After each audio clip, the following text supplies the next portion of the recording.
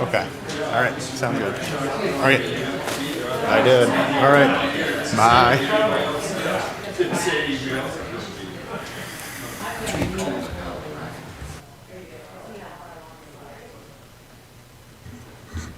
Okay, good morning, everyone. We will go ahead and call the meeting to order for Monday, December 8th for the Parks and Recreation Advisory Commission meeting. We'll start with call to order, our roll call. Position 1, Carrie Stuckey, that's me. Denise Marion. She's here online. Present, yeah. Thank you. Natalia Tallow. Can you press your button? Present, thank you. Eric Dipzinski. I'm here. Tom Jones. Here. Kim Ford. Here. Vicky Biggs. Here.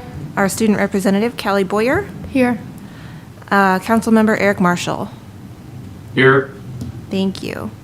All right, then we will move on. Just a quick introduction. We have our newest member, Natalia Tallow, sorry. Hello. Just wanted to say welcome, and we're happy that you're here. Thank you. All right, next we will move on to the approval of the agenda.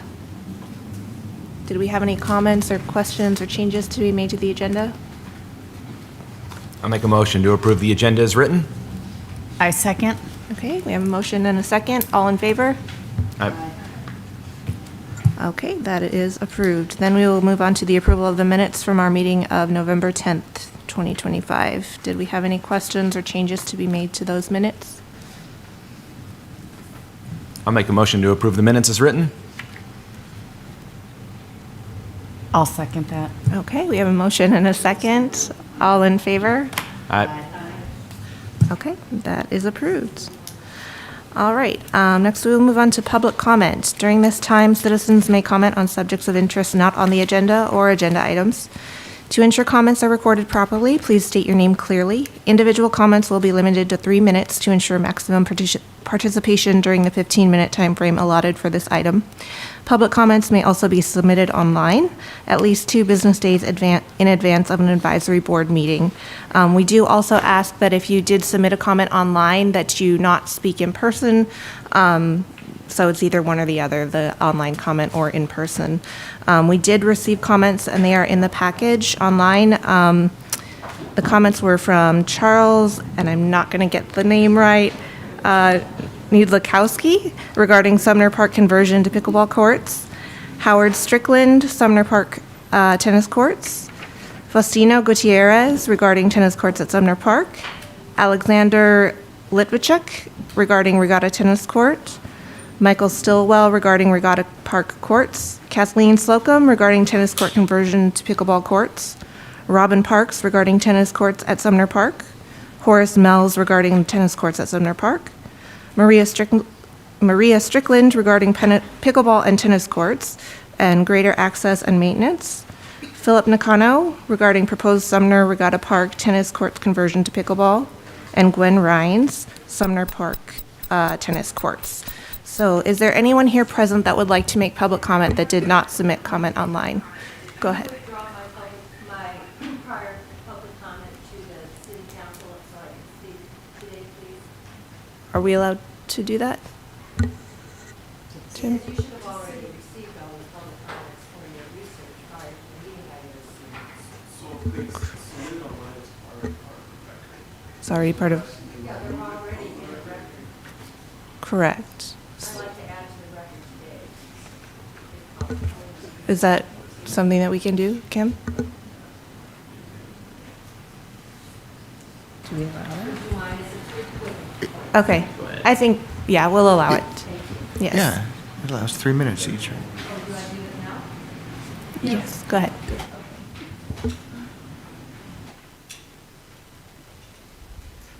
Sorry, good morning, everybody. I didn't want to make an issue about this, but it was a little surprising.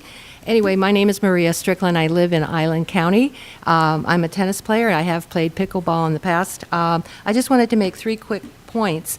And at the prior meeting of the advisory board, Brian Smith, who's the director of Parks and Recreation, I just wanted to reiterate that he had put it out on the record that Sumner Park was not a preferred location of himself and his staff recommendation to turn the Sumner Park courts into pickleball courts. That's number one.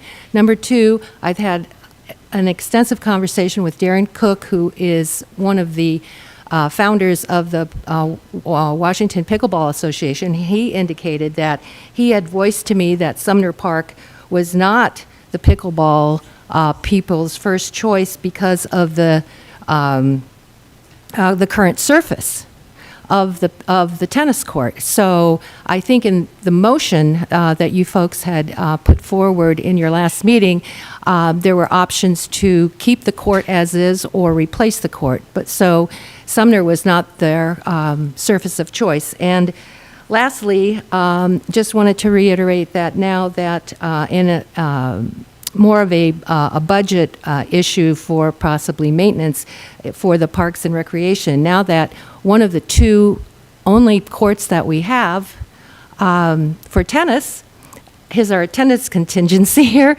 today because we're concerned. Basically, one of the two courts that had an unauthorized striping for pickleball.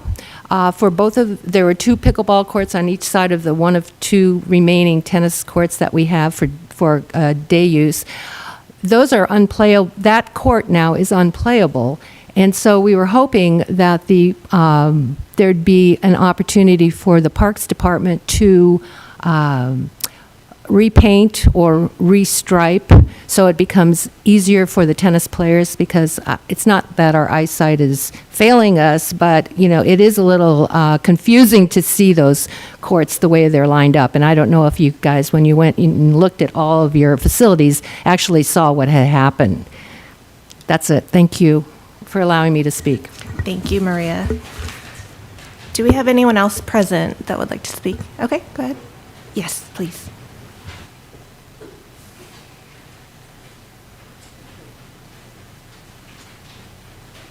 Good morning. My name is Kevin Jorgensen. I live in Oak Harbor. I'm a tennis player as well as a pickleball player. Both are very enjoyable. To me, it comes down to simple math. Currently in Oak Harbor, Regatta is the only place tennis players can play during the school day because Oak Harbor High School does not allow anybody to play tennis while the school's in session. One of my questions is, I know down at South Whitby High School, they took two courts and they put pickleball lines on there, but you can still play tennis. So I'm not sure if that's an option up at Regatta. It's also my understanding there's more opportunities in this area to play pickleball than tennis. I mean, I love pickleball, and I love tennis. To me, it's simple math. There's more opportunities for people to play pickleball in this city than tennis. If we take away Regatta during the week, during school year, there's nowhere for us to play unless we travel, which I think most people would not want to travel that far to Coopville or to Mount Vernon to play tennis. To me, it's just simple math. There's more opportunities to play pickleball in this area than to tennis. I do appreciate you letting me talk. Thanks. Thank you, Kevin. Do we have anyone else here present that would like to speak? Okay. Hello. Sorry, a little sick. I'm Alex. I wanted to make a comment about the Whitby article about this whole situation. I saw in the article that the parks manager mentioned that despite the lines being on the court in Regatta, the court is still playable. And I can testify as well as anybody else that that is absolutely untrue. Anybody who plays tennis will tell you that that is not playable. You can barely see, when you have so many lines across the court, you cannot make the right decision. So just want to reiterate that court is not playable. And my second point, and Ms. Biggs can probably reiterate that, is that there is a court in the Castilian Hills HOA, a pickleball court that could be maintained by the city that the HOA has offered to the city. So if they're looking for options and places to place a court, there's one that's been presented to them as an opportunity. Just want to reiterate that. It's on Harrier Circle, owned by Castilian Hills HOA, and we as board members have offered that court to the city. Thank you. Thank you. Is there anyone else present that would like to make a comment? Okay. Seeing none, I will go ahead and close public comment. Thank you, everyone, for your comments. At this time, we will move on to our discussion items. Item A is e-bikes. Brandon, did you have, okay.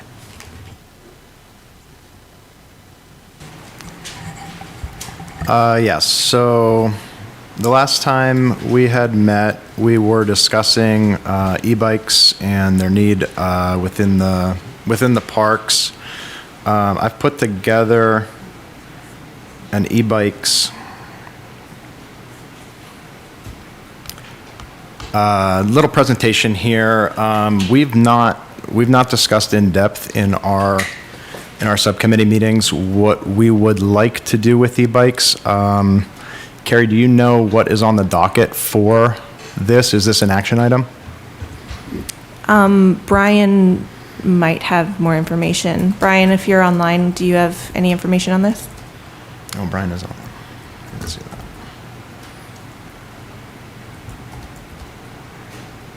Hello, good morning. Can you hear me? Yes. All right, yes, we did. So we did discuss this in the athletic facilities and parklands subcommittee to talk about e-bikes. And Eric Zapinski actually could go over that if you'd like. Yeah, I'm more than happy to, Brian. We covered this a little bit in our facilities subcommittee. I had a conversation about it. There was a lot of back and forth about how do you even regulate something like this first off. That's always the challenge, creating rules in which you can't actually regulate and enforce. Then what is the purpose? We had some conversation regarding different classes of e-bikes and if there's a way to regulate in that regard just based on speed. One of the main concerns that came out is the Scenic Heights Trail and some of the visibility. Is there a way to put signage that allows people who are on e-bikes to then move out to the street rather than continue on that S-curve and bridge area on the Scenic Heights Trail, which causes most of the chaos between high speed and lower speed? I mean, I've even had problems as a runner with then coming around the corner with people, just slowly pushing strollers or even walking and going abreast rather than single file and taking up the entire traffic. So we've talked some about, is there a plan maybe to reduce some vegetation, but then also use signage just to direct and hope that we can explore those ways of being good neighbors and good trail sharers rather than start to create regulations and enforcement that, or policies that are going to require enforcement that we really aren't going to be capable of doing at the level that would be necessary to make it effective. Where's the FTE going to come for somebody to do that? Where's the expense going to be? And how do we handle an emerging issue that does have some safety things while also trying to create some ways for people to be good citizens rather than having to try to police something that is a real outlier and not necessarily one of our most pressing concerns in our community for safety of the community in general. And where does that burden lie? Does it lie on parks? Is it going to rely on law enforcement? Is that really how we want to try to take up time in space? So those are the nature of the conversations. I think what we wanted to explore, and we were kind of in agreement in the subcommittee meeting, was that let's get some signage out there to help direct people. Let's get some signage that kind of reminds people to use the trail with judicious speed, whether that's on an e-bike or a bicycle or whatever you might be using and traveling there. And let's see if we can actually have some people rise to the occasion and be polite trail users rather than us trying to have to police everything. And I think find out that that's going to be very unsuccessful. Yeah, and Carrie, I'll just add to that.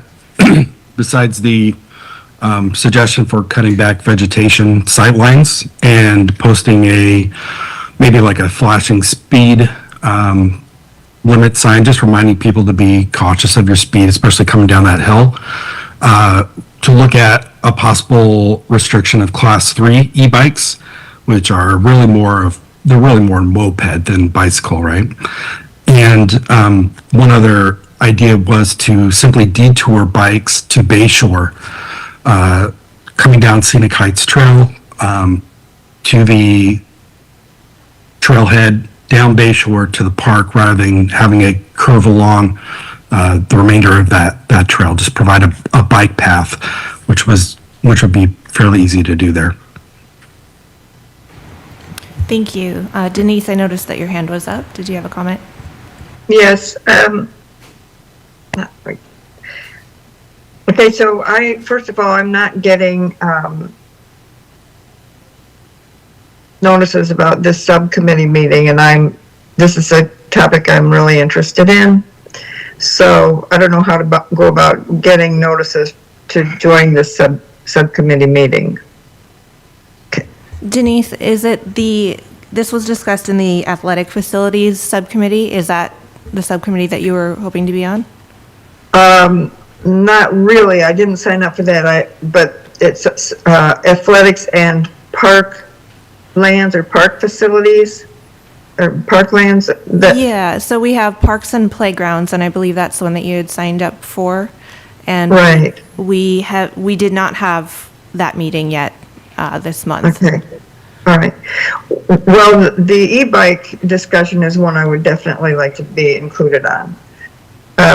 As I've said before, I live right there at the end of Scenic Heights Trail, and when I can walk, I use that frequently. My husband uses it every day, and I've had many experiences with e-bikes, so I would like to be included in that discussion. And I have this to say, the trail itself is not wide enough to expect people to stay on the right. When people are walking leisurely with a stroller and a friend, we're going to take up the whole trail.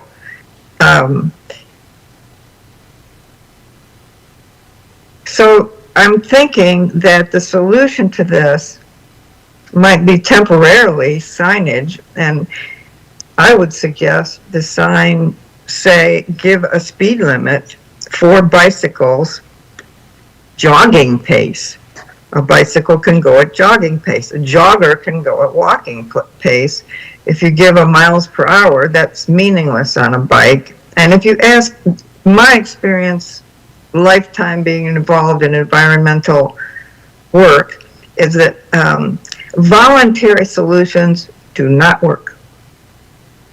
So it would need to be something that would have a rule where people understand that this is a rule, and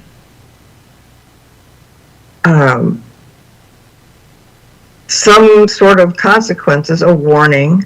People could say, hey, this is against the rule. The people on e-bikes would know that. But in the long term, I think something needs to be done about the trail itself.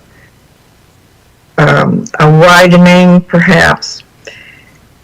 As for vegetation removal, this is a wider discussion because this is supposed to be a natural area, and there are so many problems with that natural area. Don't have time to go into right now, but as far as the e-bikes and the joggers, I do think there needs to be a definite rule not to expect voluntary compliance. It will not work.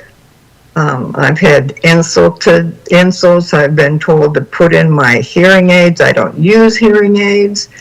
People need to have a bell. Bikes should have a headlight. Anyway, so we'd like to be involved in that discussion about e-bikes, whatever subcommittee it's on. Thank you.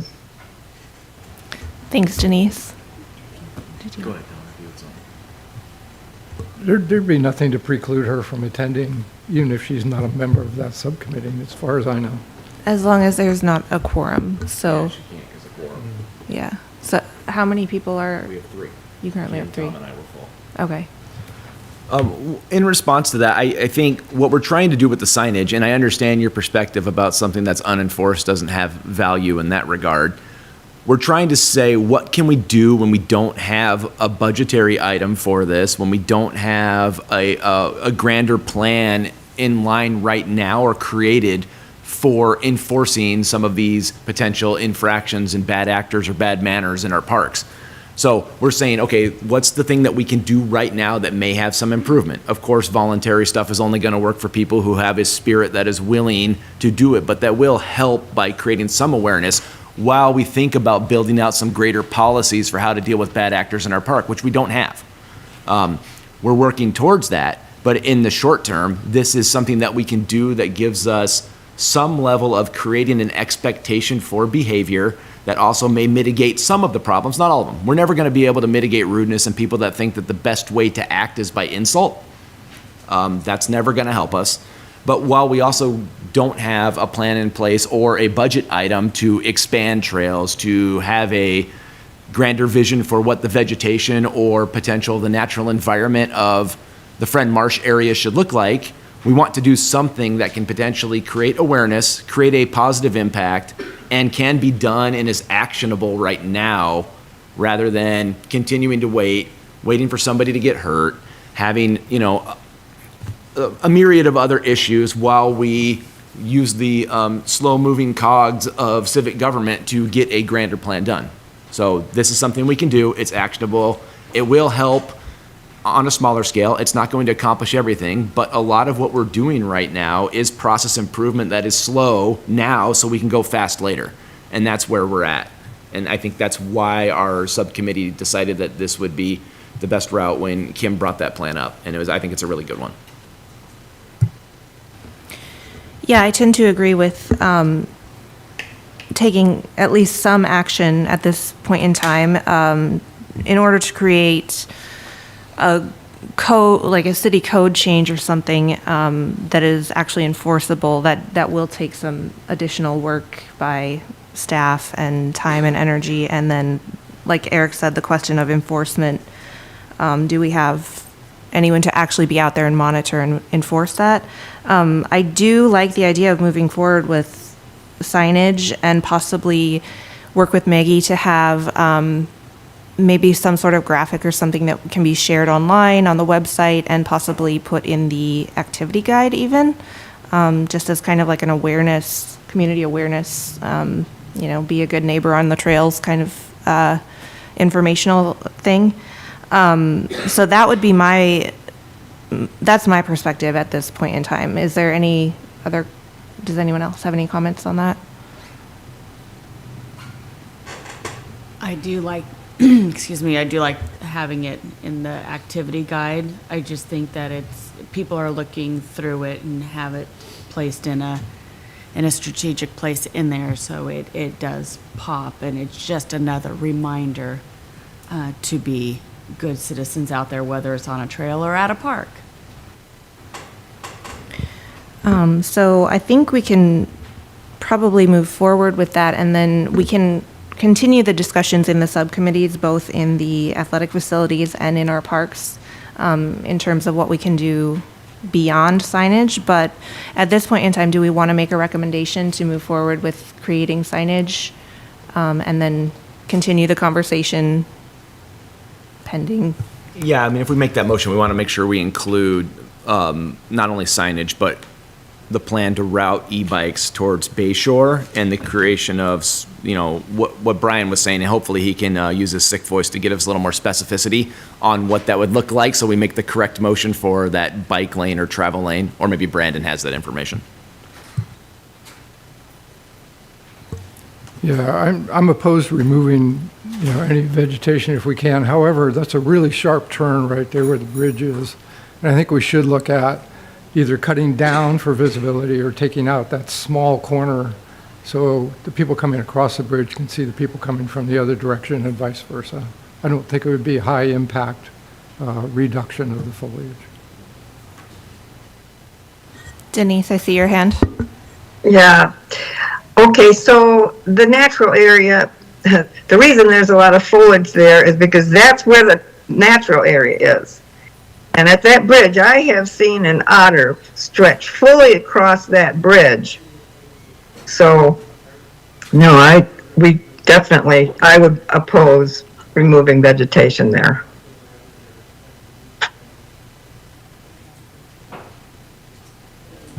Yeah, and I think this is exactly why we need to have a greater conversation about our plans for Friend Marsh, is because we kind of are wanting to have it both ways, where we create greater safety, and one of those things would be, line of sight, as well as minimizing the ability for illegal camping, while also being able to make sure that human users of the park are being able to enjoy it in such a way that creates them safe.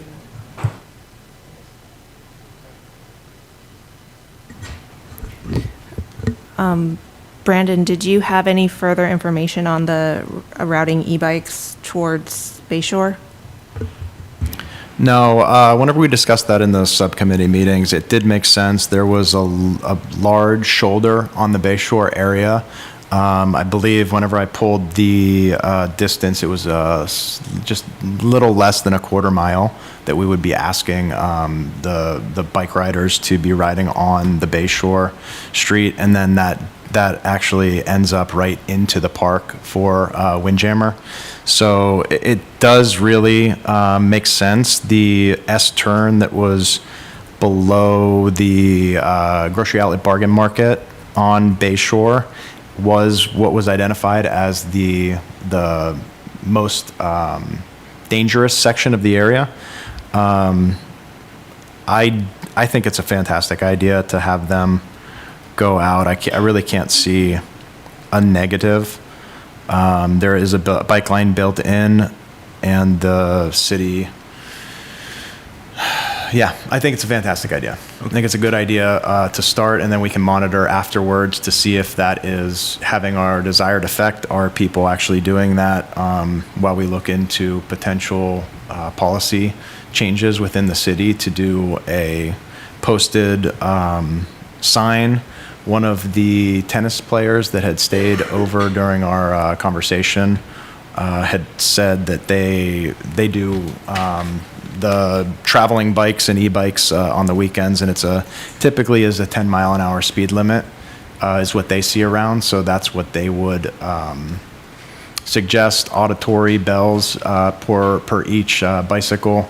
And I guess that e-bikes, they normally do have some type of speedometer that is within a mile or two. So if we did post a speed limit, then they would theoretically be able to adhere to it. One other thing that I noticed whenever I was doing my research is there is a Class 4 e-bike that is supposedly above 750 watts, and there's no top speed. I think some of those public comments talking about a dirt bike is probably what we're dealing with there.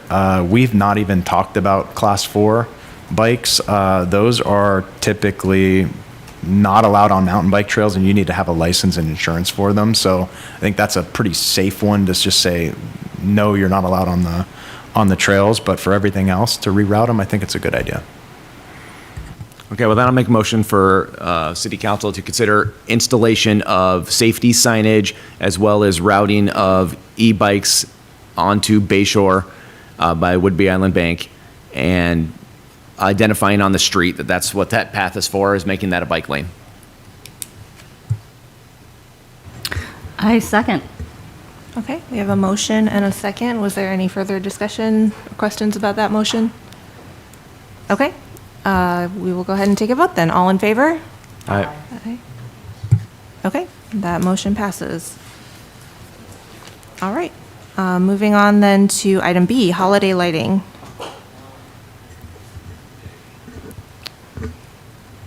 Brandon, was this one of yours as well? Yeah, I believe this was put on because we have gotten requests multiple years in a row now to help out for adding holiday lighting specifically to the tree at Pioneer for the Santa Parade.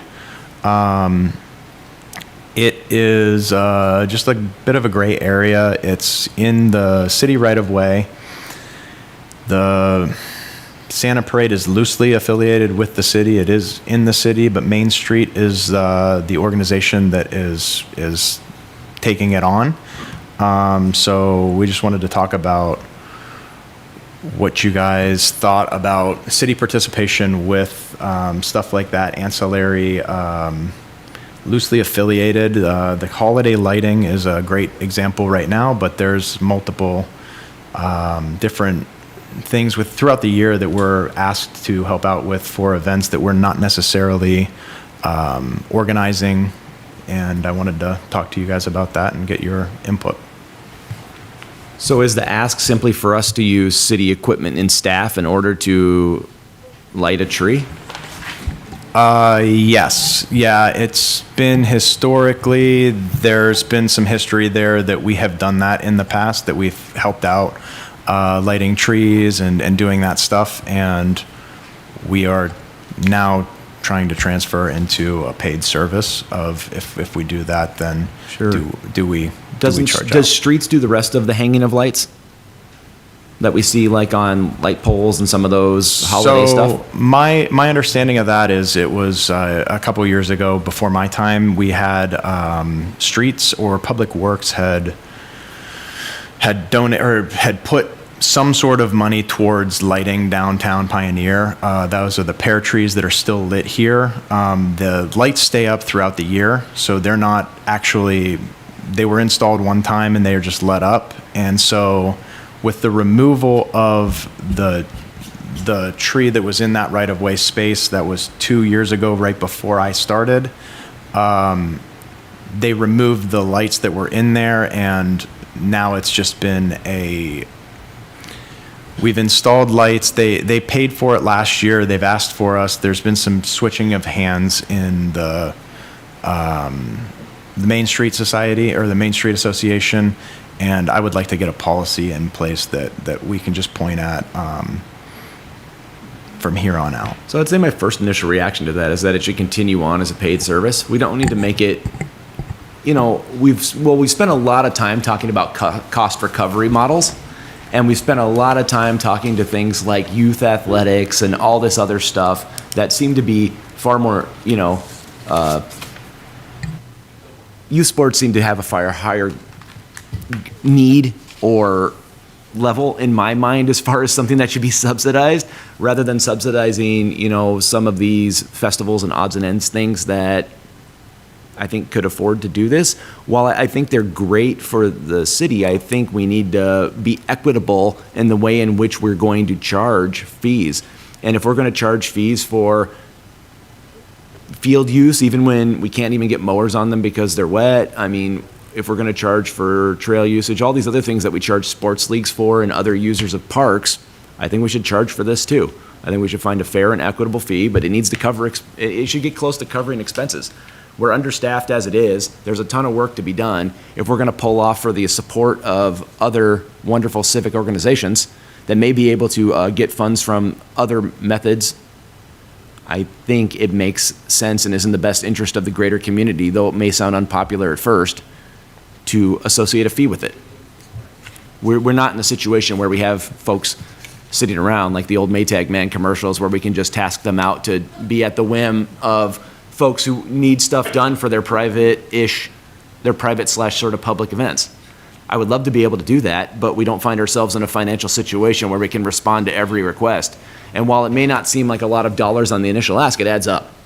And we also build an expectation that will then increase burden without giving us the return on investment in the other large-scale projects we're trying to complete to actually benefit the city in some very major ways. I have two questions about that. Number one, we had briefly discussed this in a subcommittee meeting at one point, and there was talk about the city paying for the actual lights. Is that not an issue anymore? No, that was taken care of. Okay. And then in terms of creating a fee structure for hanging the lights and doing things for different events, what kinds of things are we talking about? Is it just hanging the lights, or are there other services that we're providing that would be a fee? It was hanging lights, putting up ornaments, and that is it. It just depends on what we're talking about. Whenever we're talking about Christmas lights and hanging holiday lights, it would be labor, and potentially equipment rental, an equipment cost to that because it is so high. The other ones, they could range from like equipment that we have on hand, like mowing. One of them was, could we mow the carnival lot that was down there? And it's not our property, so it just depends on what the request is and how in-depth it is, but it's usually time and maybe a little equipment that we may or may not have on staff. So is this a conversation that maybe we should dive deeper into in a subcommittee to create that fee structure, or would you like a recommendation today? No, we should dive a little deeper into that before we recommend anything, I believe. Okay, do we have any further comments or questions from the commission? All right, seeing none, I will go ahead and say that we will discuss that further in one of our subcommittees. Would that be Parks and Playgrounds probably? Yes. Okay, Yeah, Parks and Playgrounds. okay.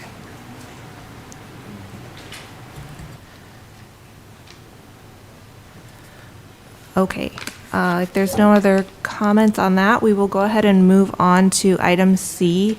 I just wanted to also, real quick as an aside, say thank you to everyone here. You are more than welcome to stay for the rest of the meeting, but don't feel obligated to if you're bored. So I just wanted to let you know that.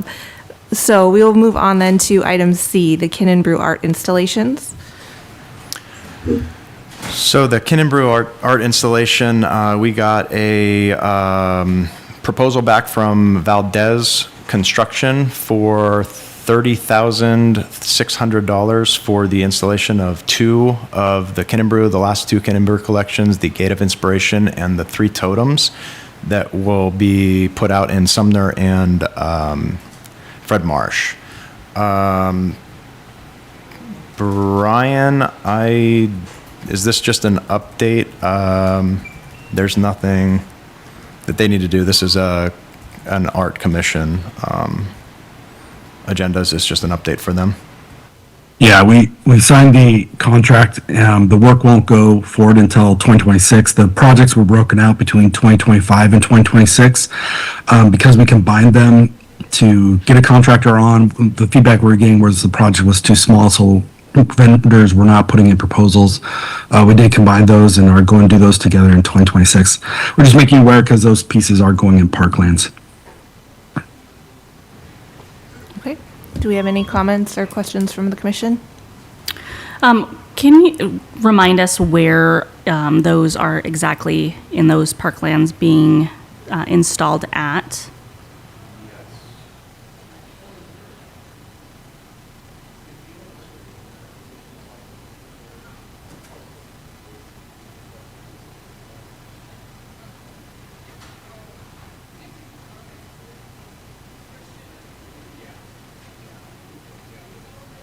I'm sorry, were you asking me? Brandon, do you want to show them? Okay. I'm sorry, no, I didn't have my mic on. No, I'm just trying to share my screen.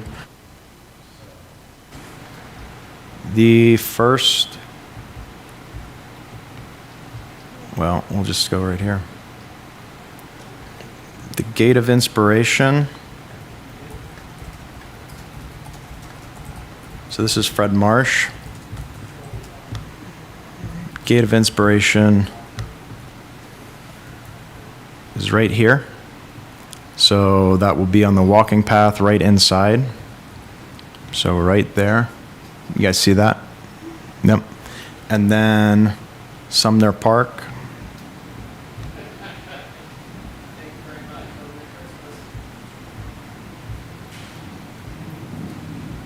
Come on.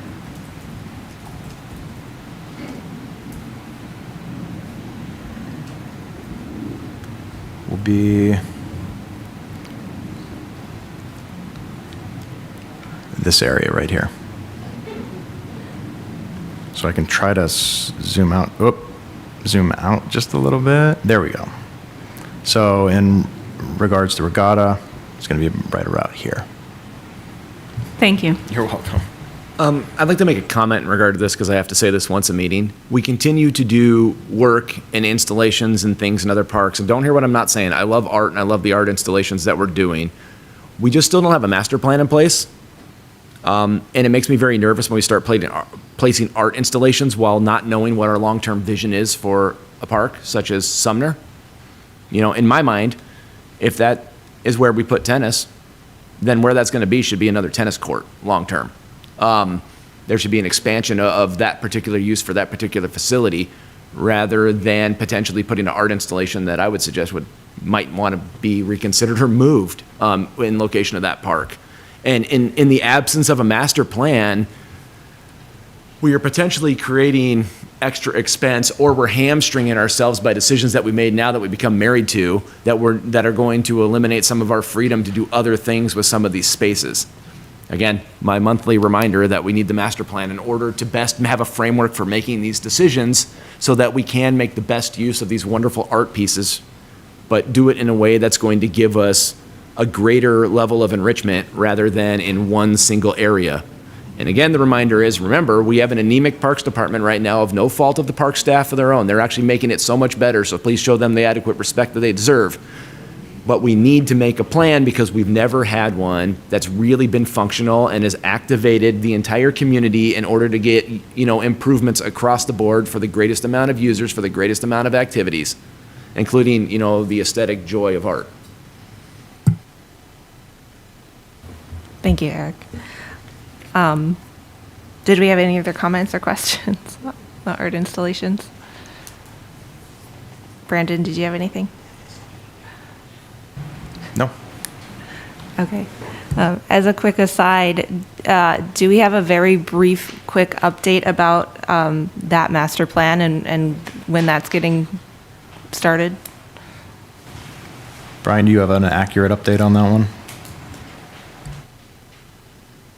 Yeah, so we talked with the city council about the RFP, and the plan is to put that out in spring and get proposals back so we have a good idea of those costs. And if needed, if we need to go back and adjust the budget, we'll do that during the budget cycle later in 2026. Thank you. I think we're all looking forward to that. All right, if there's no further comments on that, we will go ahead and move on to item D, metal detectors policy. Okay, metal detector policy. So since I've been here, I've had multiple calls, and actually a couple people have flagged me down whenever I've been out in the parks asking specifically about metal detectors. We don't currently have a metal detector policy on the books that I could find.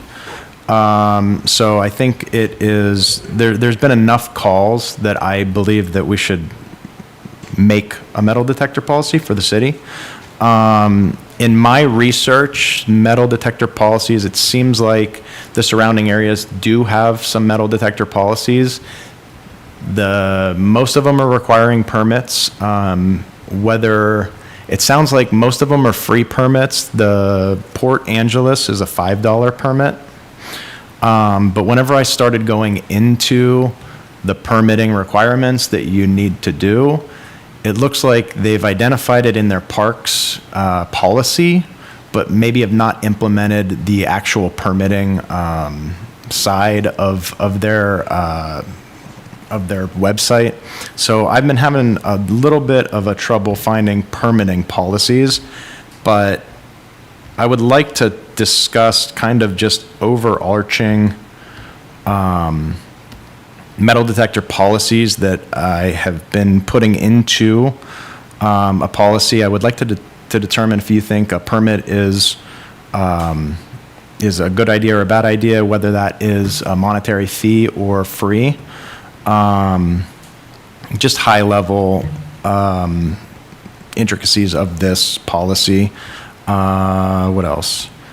I've narrowed down the allowable and prohibited locations of parks, and that is in conjunction with metal detecting, artifact recovery. I've used the DAP website of high determination of artifact, and so we've taken all of those parks off, and so I've got a list of acceptable parks and non-acceptable parks. I just really wanted to get your feedback on a policy and what you guys would like to see in a metal detecting policy. I'm going to bring this to probably the parklands and playgrounds. facility to actually go through the intricacies of this policy. And I think that's probably wise. I think maybe if we could just have the subcommittee review it and then recommend it to this board, then we can just make the recommendation on to city council and go from there. I think that's going to be the easiest. As long as we get a subcommittee on it, I just wanted to make everybody else aware that this was coming up. Carrie and just told me she happening. doesn't mind having one more responsibility. Thanks, Carrie. I'm sure. I'm just kidding. Quick question, Brandon. When people are contacting you in regards to this, is it because they are leaving holes in the ground? I mean, No. what is the? They've been, actually, it's the people that have been calling me are the ones that say, I notice you don't have a metal detecting policy, and I wanted to call before I went out and did it. It's been great. No, it has not been the calls of somebody's digging holes in here and leaving it around. No, it has been people reaching out to be proactive instead of reactive. So it's been very good, but there's been enough of them that there is a need to get something on paper. I would say like the only feedback I have is just let's make sure that people they're only allowed to use probe-like tools, like screwdriver shaft and width kind of thing, because otherwise some people love to get very aggressive as if, they're finding secret treasure. And we just, using a probe in order to locate those things rather than any type of shovel or digging implement. Okay, any further comment on that? All right, seeing none, we will move on to item E, Rec Center feasibility study. Brian, I'm probably going to have you do a better rec center feasibility study. So we met with Barry Dunn for the rec center feasibility study and had a quick chat with them. They've requested some documentations from us that we're compiling. And do we have something on the books? Another meeting with them, Brian?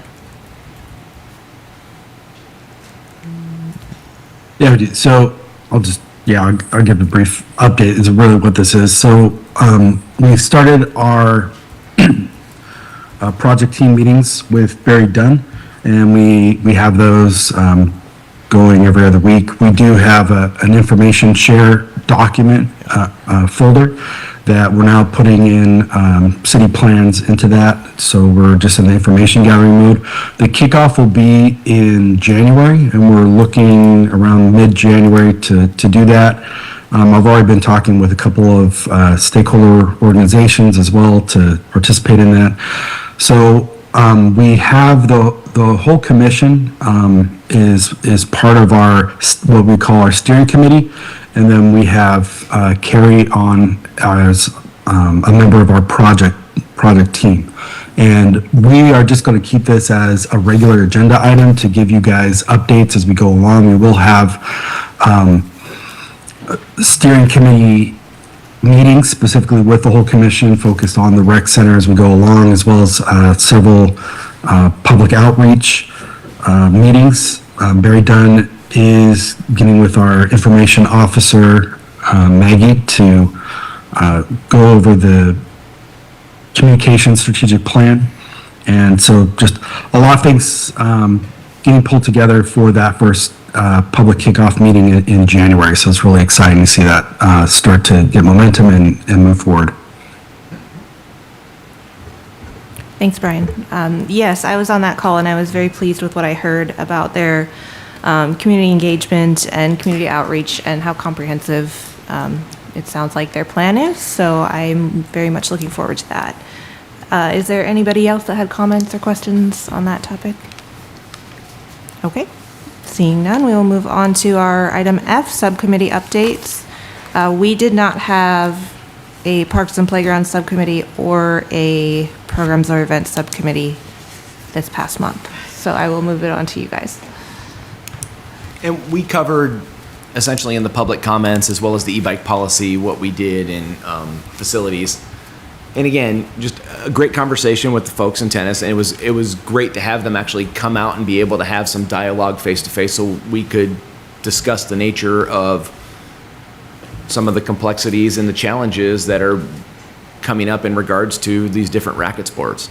And one thing I want to highlight that maybe for those who haven't read those public comments is that the tennis club did put a significant personal interest into those courts as far as resurfing and maintaining them when nobody was doing anything for tennis. And as a result, the folks that are involved in that are incredibly patriotic and defensive of their tennis courts, as well they should be. They did what couldn't get done by the city at that time in order to ensure that the entire community, not just them, had playable public tennis courts throughout the year. This is what's evoked such a strong passion, as well as just their passion for the sport. And it needs to be noted that when you put that kind of investment in, it should be protected. Also recognizing the situation that we're in is where almost everything we do creates some sort of clash of activities because we do not have enough, we don't have enough facilities to essentially serve the population. But we're working on it. Okay, all the plans are in place. And for the pickleball folks, I want to remind you that we have the best plan in place for a single sport in the city. You will have the best facilities. The plan in place is to have the best facilities for any sport. That includes all the youth sports. You will have the best outside of anything the school district has. And that plan is there. We like pickleball. We like tennis. We like all recreation. That's why we're here, and we're trying to figure out solutions. But again, that was the nature of our conversation with tennis. It was great, again, to have those conversations. And that and e-bikes, which we've already covered, was the nature and scope, and we look forward to giving you an update next month on some new items. Quick question about the tape and the residue from the tape. Was that discussed at all? Yeah, we definitely discussed that at length, and that's a problem. You know, people deciding to do stuff on their own in order to make facilities usable for them. You know, you can't always prevent stuff like that. I don't think it was in any intentional, you know, behavior in which to damage, but what it has done has created a situation where the courts are no longer in their ideal state, and that's not great. And I mean, there's other things, of course, that are not ideal as well out there. We have a post that needs repaired and some other things. We have to figure out what to do. But again, we need to remind people as well, like, it's great to want to do your favorite activity. Please just ask first, okay? Like, I know that that's inconvenient, but we're all sharing here, and we're all trying to figure out how to have the best recreation in our wonderful little town. And it works a whole lot better if we figure out ways to work together and, you know, try to use those manners that Grandma might have taught us. What is the solution for that residue? Do we have anything at this point? I don't have a good solution at this point. You could do a solvent, like a goof off or something like that. It's going to be, yeah. I know. Yep. So unfortunately, with the paint idea, I'm worried that the paint it's not going to end up matching. So there's dark black specks on that court, and we can clean it off. We can try to paint it and try to get those lines to match up. But I think that what you're going to have is a very obvious line, and it's not going to be white. It's going to be green. Because the paint is not going to match.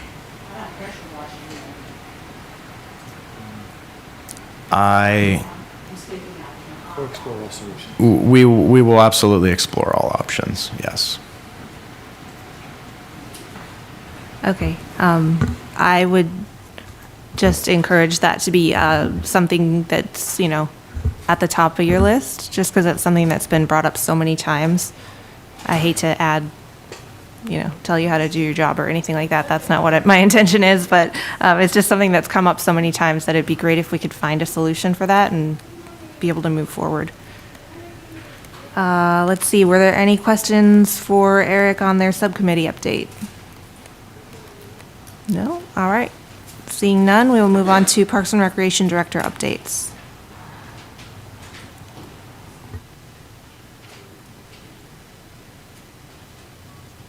I'll just share real quick. We had a great holiday market at the center over the weekend.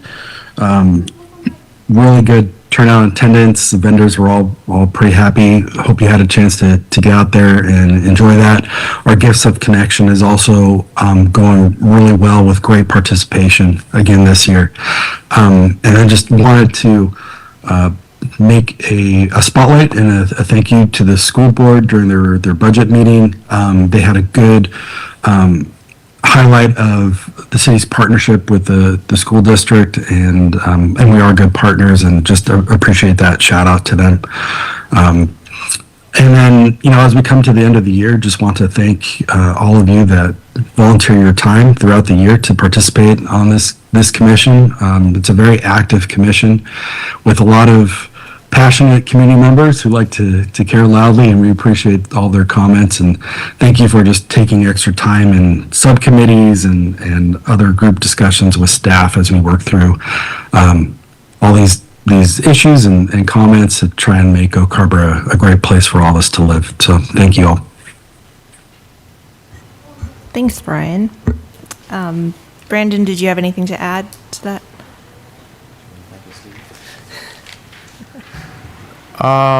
Liz sent me a little quick update. We've got a successful holiday market, like Brian said, over 30 vendors and hundreds of shoppers. They are doing the Holiday Light Tour. Thank you to Carrie Stuckey for putting that together. Holiday lunch is this Thursday, December 11th.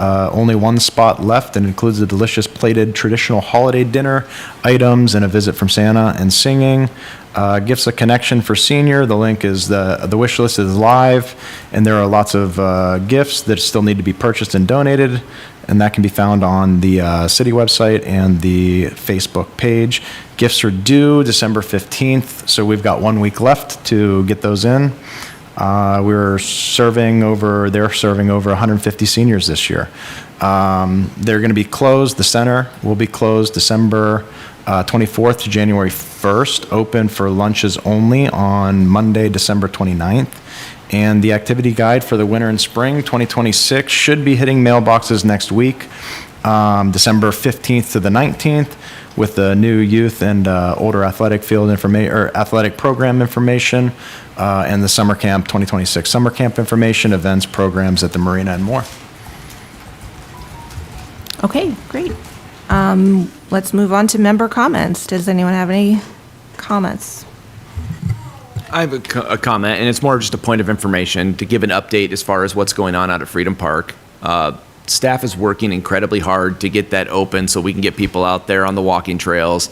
They have done more work to continue to improve and widen those, and only taking out, invasive species and lesser value vegetation in order to maintain the beauty of that forest. It's really coming along. It's exciting. This is the time of year where they can only really work, as weather provides out there. But they have made incredible strides out there, and we're so excited in this department to be able to open that park as soon as possible, sometime next year, and get people out there so that they can enjoy that nature and take advantage of that 72-acre forested area.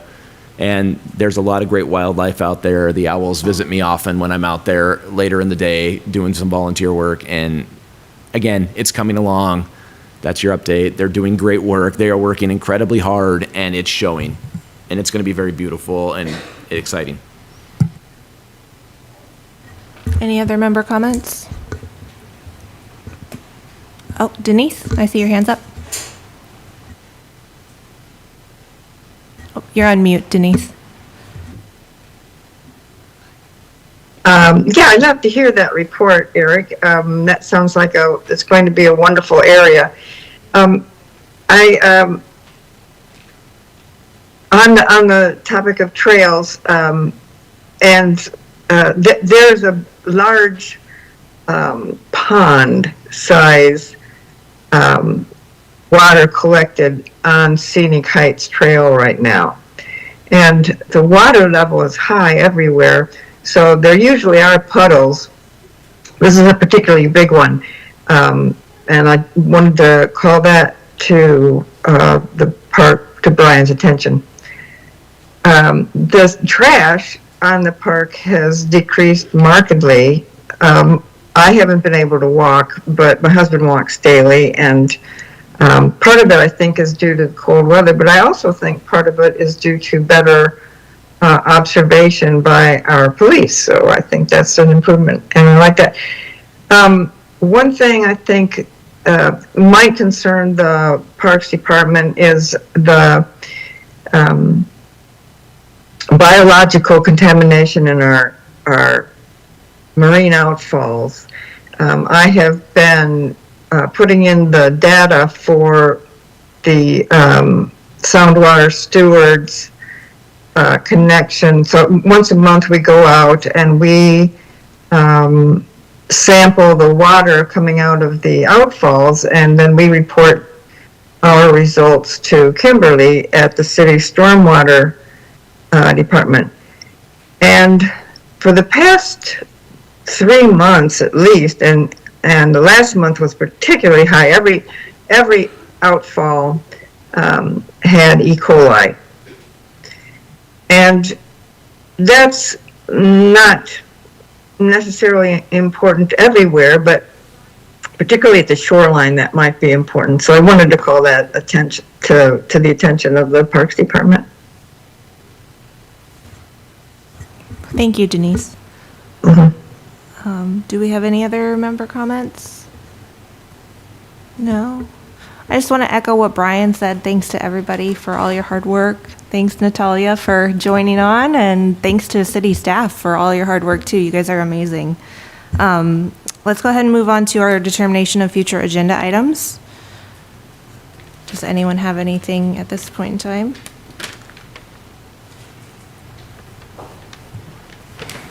Brandon, would we be in a place to have a conversation about kind of where stuff is with all of the forestry stuff that's going on, or should we kick that down the road another month or two to get more data and be in a better position to have a conversation on that, or an update? With the UFMP? Yeah. Yeah, we can put that on the next agenda, UFMP update. And then if we are able to discuss the fee structure in our subcommittee, we can hopefully bring that back next month. Yeah. Okay. Go ahead. We had discussed a little bit priorities, at least that the commission sees as priorities. It's been mentioned a couple of times, but I don't see any action taking place right now. And I know some of that will be addressed through some of the studies that are coming up. But I think we felt, correct me if I'm wrong, as a group, as a commission, we would like to discuss as a whole and set some priorities as to how we should go forward. Brian, weren't you trying to target a date for a workshop for that so that we could do that and then bring something back here? Or am I incorrect in that assumption? Yeah, we're looking at January, I believe. Okay, so we could do that in January and then have that on the agenda for February? Correct. All right, perfect, thanks. Okay. Any other agenda items at this time for next meeting? Okay. Seeing none, we will go ahead and adjourn the meeting.